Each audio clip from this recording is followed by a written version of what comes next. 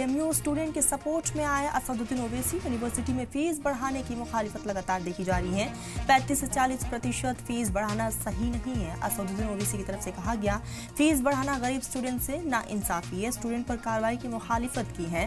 तो उत्तर प्रदेश की अलीगढ़ मुस्लिम यूनिवर्सिटी में नए सेशन के लिए फीस में 15 से 36% की बढ़ोतरी की गई है और इस हुक्म के बाद से तलबा की मुखालिफत शुरू हो गई है।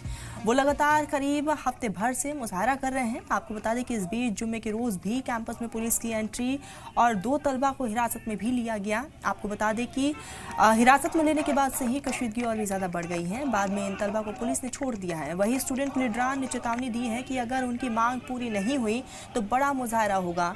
इधर फीस बढ़ाने के मामले में अब राजनीति भी खूब तेज हो गई है।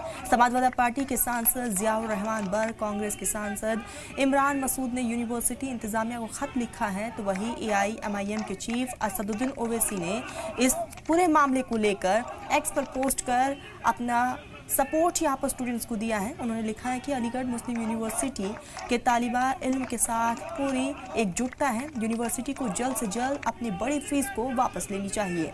एएमयू के कई तलबे इल्म बेहद गरीब परिवार से आते हैं।